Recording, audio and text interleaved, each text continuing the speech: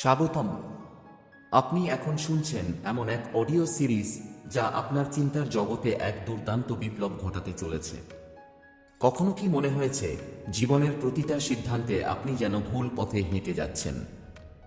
অথবা এমন কাউকে দেখে অবাক হয়েছেন যে একই সমস্যার সমাধান অনেক সহজে খুঁজে ফেলে? এই পার্থক্যের পেছনে লুকিয়ে আছে এক গোপন রহস্য, মেন্টাল মডেলস।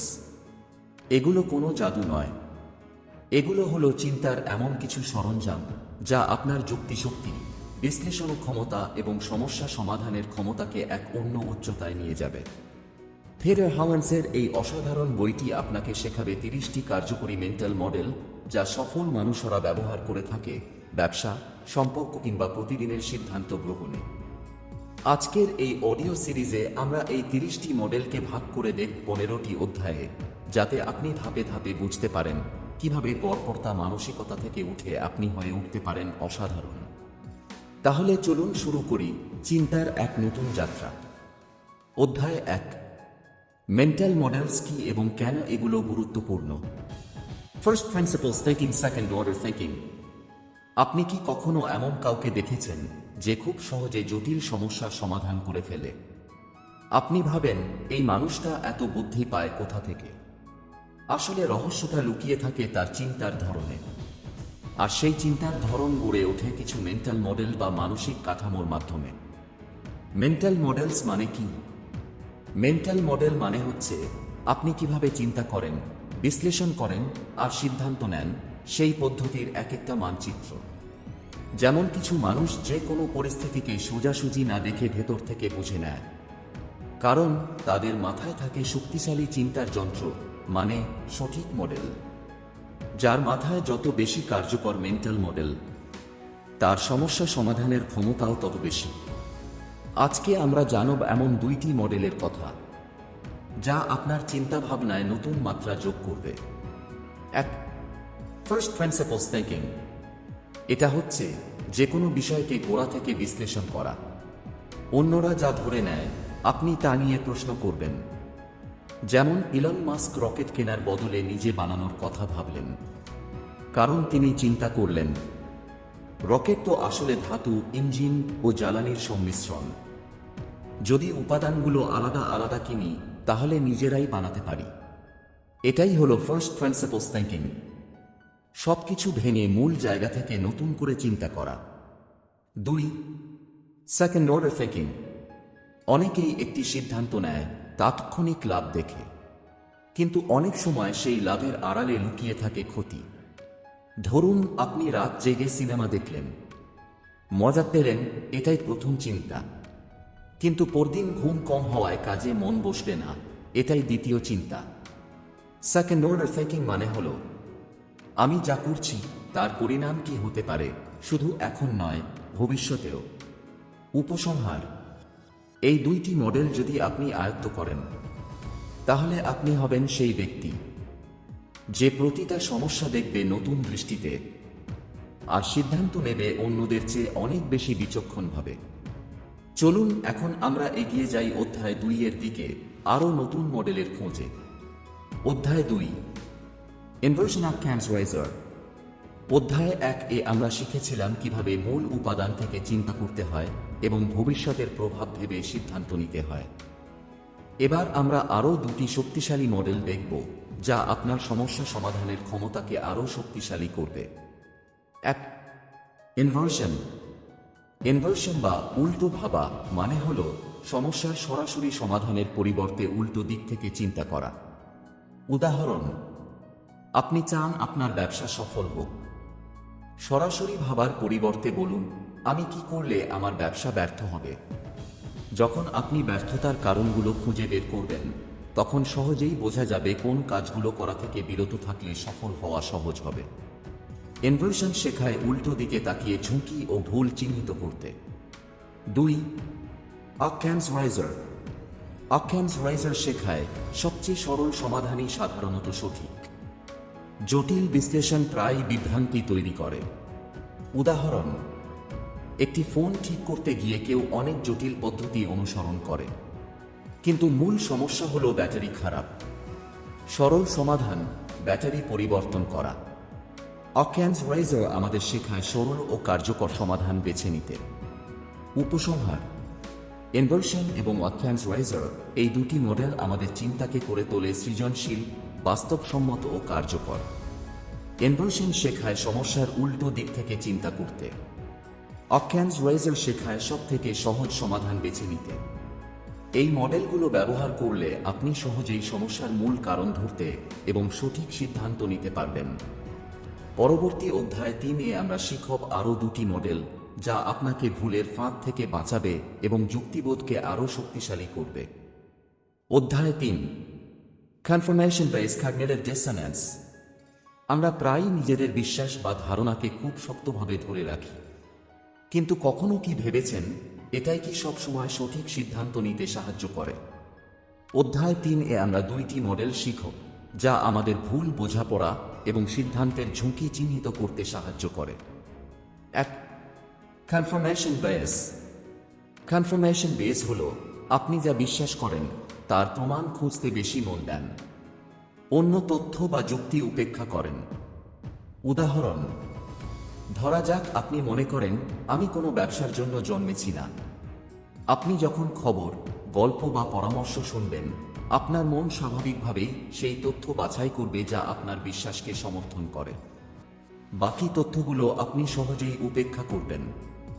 এটাই হলো কনফার্মেশন বায়াস। এটি আমাদের চিন্তাকে সীমাবদ্ধ করে এবং ভুল সিদ্ধান্তের দিকে ঠেলে দেয়। 2. কগনিটিভ ডিসোন্যান্স। কগনিটিভ ডিসোন্যান্স হলো আপনার বিশ্বাস এবং বাস্তবতার মধ্যে দ্বন্দ্ব। যখন কোনো বিষয় আপনার পূর্বের বিশ্বাসের সঙ্গে খাপ খায় না, তখন মনের অস্বস্তি তৈরি হয়। উদাহরণ: আপনি স্বাস্থ্যকর জীবনযাপন করবেন বলেছিলেন, কিন্তু রাত জেগে ফাস্ট ফুড খাচ্ছেন। মনে হয় আমি তো স্বাস্থ্যবান। এমন দ্বন্দ্ব মানসিক চাপ এবং সিদ্ধান্তে ভুল সৃষ্টি করতে পারে। কগনিটিভ ডিসোন্যান্স আমাদের শেখায় নিজেকে সৎভাবে মূল্যায়ন করতে, ভেতরের দ্বন্দ্ব চিহ্নিত করতে। উপসংহার: কনফার্মেশন বেস আমাদের ভুল তথ্যকে বিশ্বাসের সঙ্গে মেলাতে বাধ্য করে। কগনিটিভ ডিসোন্যান্স আমাদের দ্বন্দ্বের মুখোমুখি করে এবং সঠিক বিচারকে ঝুঁকিতে ফেলে। যদি আপনি এই দুইটি মডেলকে বুঝতে ও কাজে লাগাতে পারেন, তাহলে আপনার চিন্তা আরও স্বচ্ছ, যুক্তিসম্মত এবং ফলপ্রসূ হবে। পরবর্তী অধ্যায়ে আমরা শিখব আরও দুটি মডেল, যা সুযোগ ও মূল্যের বিচার করার ক্ষমতাকে বাড়াবে। অধ্যায় 4: opportunity cost paradox principle. 1. Opportunity cost. প্রতিটি সিদ্ধান্তের সাথে জড়িত থাকে মূল্য ও সুযোগের হারানো সম্ভাবনা, যাকে আমরা বলি অপরচুনিটি কস্ট। উদাহরণ: আপনি সময় দিচ্ছেন সোশ্যাল মিডিয়ায়। সেই সময়ে আপনি পড়তে পারতেন বা নতুন স্কিল শিখতে পারতেন। সোশ্যাল মিডিয়ায় সময় দেওয়ার অপরচুনিটি কস্ট হল সেই সম্ভাব্য উন্নতি হারানো। অপরচুনিটি কস্ট আমাদের শেখায় প্রতিটি সিদ্ধান্তের প্রকৃত মূল্য বিবেচনা করতে। 2. Faraday principle 80-20-20 rule. Faraday principle বলে ফলাফলের 80% আসে প্রচেষ্টার 20% থেকে। সব কাজ সমান গুরুত্বপূর্ণ নয়। উদাহরণ: আপনি যদি 100টি কাজ করেন, এর মধ্যে 20% কাজই হয় সবচেয়ে ফলপ্রসূ। এগুলোই সঠিকভাবে চিহ্নিত করে মনোনিবেশ করলে আপনি অনেক বেশি সফল হবেন। ফ্যারাডে প্রিন্সিপল শেখায় সর্বাধিক ফলাফলের জন্য গুরুত্বপূর্ণ কাজে মনোযোগ দিন। অধ্যায় 5: circle of competence, margin of safety. 1. Circle of competence. আপনি সব কিছু জানেন না, আর সেটা স্বাভাবিক। সার্কেল অফ কম্পিটেন্স শেখায় নিজের দক্ষতার ক্ষেত্র চিহ্নিত করে সিদ্ধান্ত নিতে। উদাহরণ: আপনি যদি শুধু প্রযুক্তি নিয়ে ভালো জানেন, তবে বিনিয়োগের আগে অন্য খাতগুলো সম্পর্কে বেশি রিসার্চ করা উচিত। নিজের জ্ঞানের সীমানা চেনা আপনাকে ঝুঁকি কমাতে সাহায্য করে। 2. Margin of safety. Margin of safety হল অতিরিক্ত সতর্কতা রেখে ঝুঁকি কমানো। একটি প্রকল্প বা বিনিয়োগে আপনি অতিরিক্ত নিরাপত্তা রেখেছেন, যাতে ছোট ভুলও বড় ক্ষতি না করে। উদাহরণ: যদি আপনি কোনো স্টক কিনেন, তবে সব টাকা একসাথে না দিয়ে ছোট অংশে বিনিয়োগ করা, যাতে কোনো অপ্রত্যাশিত ঘটনা ঘটলেও ক্ষতি কম হয়। উপসংহার: অধ্যায় 4 মে অপরচুনিটি কস্ট শেখায় কোনো সিদ্ধান্তে হারানো সম্ভাবনাগুলো বুঝতে। হেরাডো প্রিন্সিপাল শেখায় গুরুত্বপূর্ণ কাজের উপর মনোযোগ দিতে। সার্কেল অফ কম্পিটেন্স শেখায় নিজের দক্ষতা অনুযায়ী কাজ করতে। মার্জিন অফ সেফটি শেখায় ঝুঁকি কমিয়ে নিরাপদে এগোতে। এই চারটি মডেল আপনার দৈনন্দিন সিদ্ধান্ত ও বড় সিদ্ধান্তের দক্ষতা দুই বাড়িয়ে দেবে। অধ্যায় 6, হ্যানমানস রাইজার। হ্যানমানস রাইজার বলে, মানুষকে কখনো ইচ্ছাকৃত কুকর্মে অভিযুক্ত করবেন না যা আসলে কেবল ভুল বা অজ্ঞতার কারণে হয়েছে। আমরা প্রায়ই অনুমান করি কেউ যদি আমাদের ক্ষতি করে তো সেটা ইচ্ছাকৃত, কিন্তু অনেক সময় মানুষ সত্যিই ভুল করে বা পরিস্থিতি বুঝতে পারে না। উদাহরণ, ধরুন অফিসে একজন সহকর্মী দেরি করে মিটিংয়ে এলো। প্রথমে আপনি ভাবলেন সে ইচ্ছাকৃতভাবে দেরি করছে। হ্যানমানস রাইজার আপনাকে শেখায় প্রথমে ভাবুন হয়তো সে সত্যিই ব্যস্ত ছিল বা ভুল হয়ে গেছে। এটি শুধু আমাদের ঝগড়া বা বিরোধ কমায় না, বরং শেখায় অন্যদের প্রতি সহানুভূতিশীল হওয়া এবং পরিস্থিতি সঠিকভাবে বিচার করা। উপসংহার, হ্যানমানস রাইজার আমাদের স্মরণ করায় সবকিছুকে নেতিবাচকভাবে না দেখা, মানুষের ভুলকে সহজভাবে বোঝার চেষ্টা করা, সম্পর্ক ও মানসিক শান্তি বজায় রাখা। এই মডেল আমাদের চিন্তাকে করে সতর্ক, যুক্তিসম্মত ও সহনশীল। অধ্যায় 7, law of diminishing returns. Law of diminishing returns বলে, কোনো সম্পদ বা প্রচেষ্টা যত বেশি বৃদ্ধি পায় তার ফলাফলের বৃদ্ধি একটি সীমার পর হ্রাস পায়। আমরা প্রায়ই মনে করি যত বেশি চেষ্টা তত বেশি ফল, কিন্তু বাস্তবতা সবসময় তা নয়। উদাহরণ, আপনি রাত জেগে কাজ করছেন। প্রথম 2 ঘন্টায় আপনি অনেক কাজ সম্পন্ন করলেন, কিন্তু 4 ঘন্টা পর একই পরিশ্রমে কাজের মান কমতে থাকে। এটাই ল অফ ডিমিনিশিং রিটার্নস। একই পরিশ্রমের ফল কমে যায় যখন সীমা ছাড়িয়ে যায়। এটি আমাদের শেখায় সময়, শ্রম এবং সম্পদের সঠিক ব্যবহার করতে হবে। অতিরিক্ত চেষ্টা সবসময় কার্যকর হয় না। উপসংহার, ল অফ ডিমিনিশিং রিটার্নস আমাদের মনে করিয়ে দেয় সর্বোচ্চ ফলাফলের জন্য সঠিক সীমা নির্ধারণ করতে। অতিরিক্ত প্রচেষ্টা কখনো ফলপ্রসূ হয় না। কার্যকারিতা বজায় রাখতে এবং ঝুঁকি কমাতে পরিকল্পনা করা জরুরি। এই মডেল আমাদের স্মার্ট, কার্যকরী এবং পরিমিত সিদ্ধান্ত নিতে সাহায্য করে। অধ্যায় 8, circle of competence. Circle of competence বা দক্ষতার ক্ষেত্র হল আপনি কোন বিষয়গুলোতে সত্যিই ভালো জানেন এবং কোনগুলোতে কম জানেন তা চেনা। আমরা প্রায়ই মনে করি আমি সবকিছু জানি, কিন্তু বাস্তবতা হলো কোনো মানুষ সবকিছু জানে না। নিজের সীমা চেনা আমাদেরকে বুদ্ধিদীপ্ত ও নিরাপদ সিদ্ধান্ত নিতে সাহায্য করে। উদাহরণ, আপনি প্রযুক্তি বিষয়ে বিশেষজ্ঞ। আপনি বিনিয়োগে নতুন এবং অপরিচিত খাতের সিদ্ধান্ত নিলেন। যদি আপনি আপনার সার্কেল অফ কম্পিটেন্স মেনে চলতেন তাহলে আগে আরও রিসার্চ বা পরামর্শ নেওয়া হতো। ফলস্বরূপ ঝুঁকি কমানো সম্ভব হতো। উপসংহার, সার্কেল অফ কম্পিটেন্স শেখায় নিজের জ্ঞান ও দক্ষতার সীমা চেনা, অজানা বিষয়ে সিদ্ধান্ত নেওয়ার আগে সতর্ক থাকা, ঝুঁকি কমিয়ে সঠিক ফলাফলের দিকে মনোনিবেশ করা। এই মডেল ব্যবহার করলে আপনি সিদ্ধান্ত নেবেন যেখানে আপনি শক্তিশালী এবং তথ্যভিত্তিক, আর ভুলের সম্ভাবনা কম হবে। অধ্যায় 9, margin of safety. Margin of safety বা নিরাপত্তার সীমা হল ঝুঁকি কমাতে অতিরিক্ত সতর্কতা রাখা। আমরা যখন কোনো সিদ্ধান্ত নিই বা বিনিয়োগ করি তখন সবসময় কিছু অনিশ্চয়তা থাকে।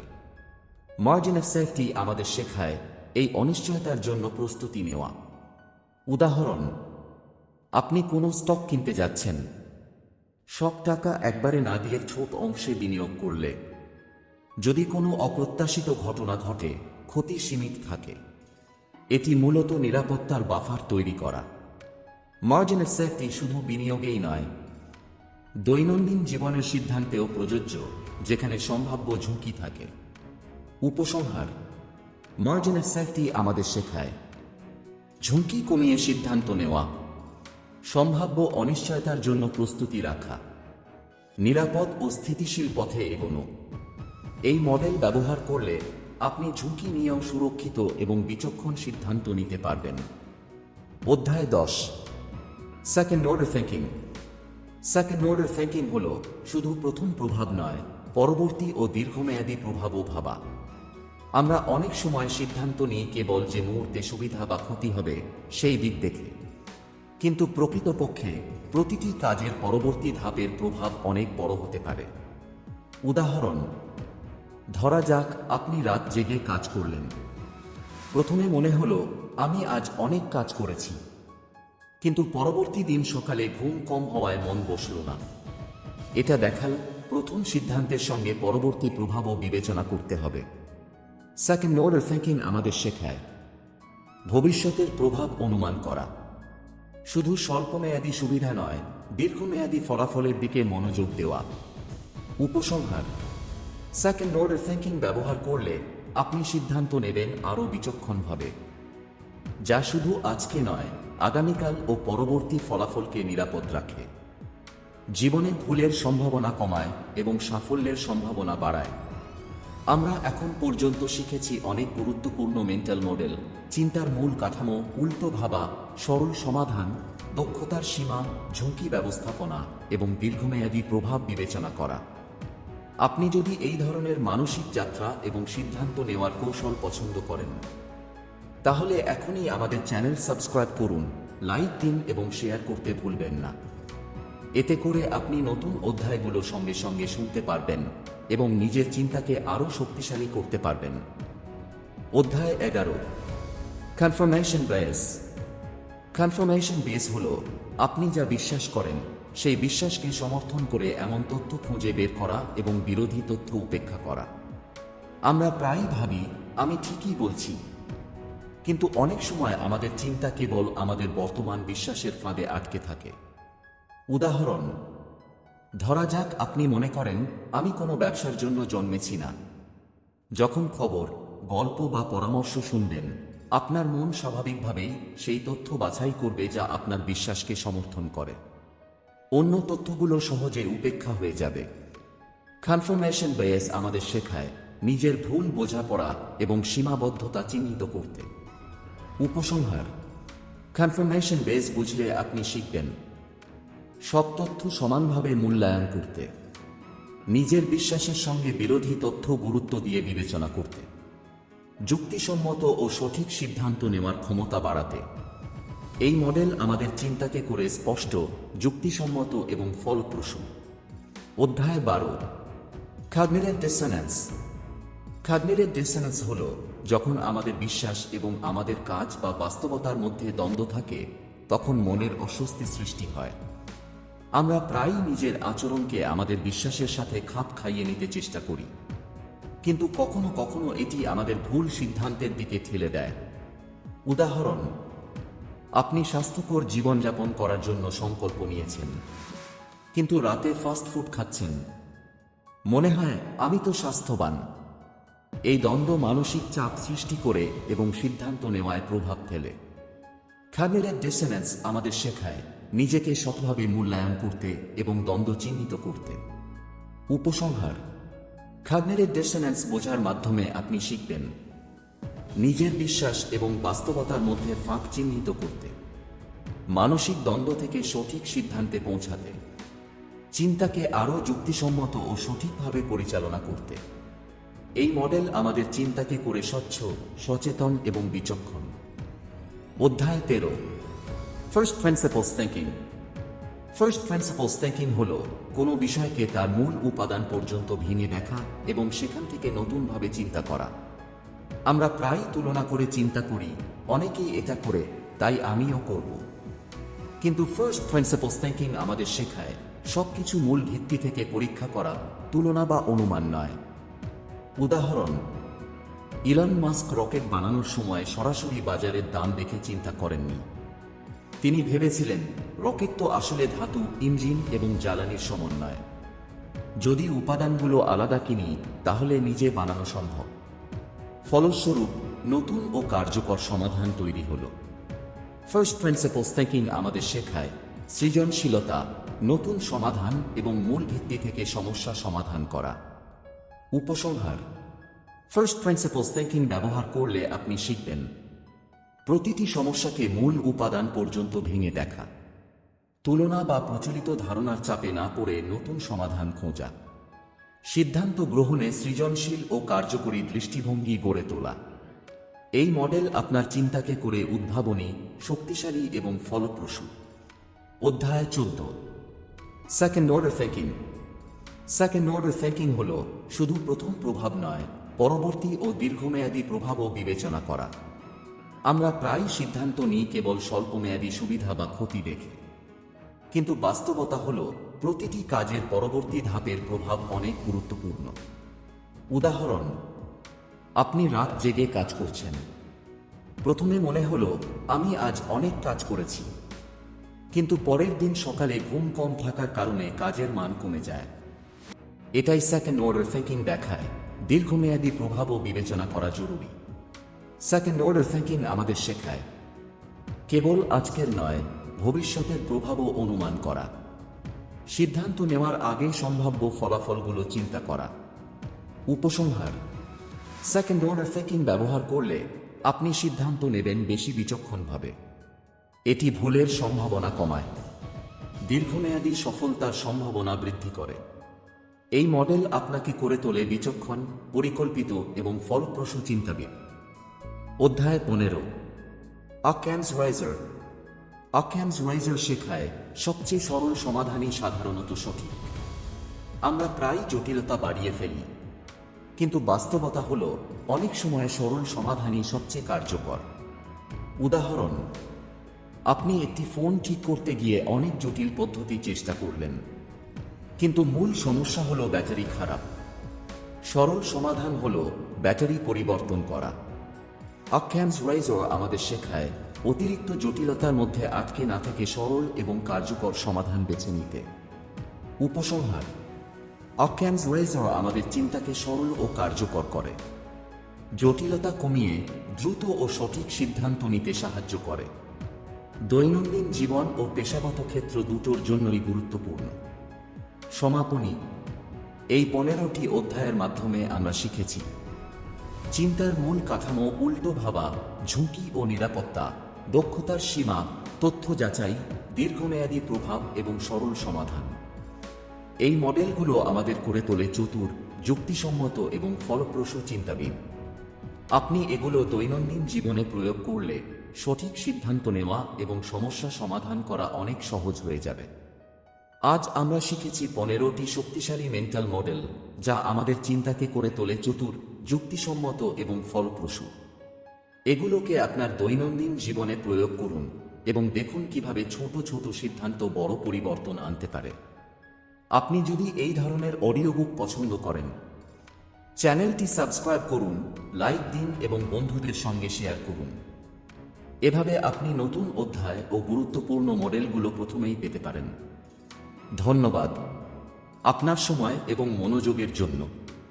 পরবর্তী অডিও বুকেও আমরা আরও শক্তিশালী এবং কার্যকর চিন্তার কৌশল নিয়ে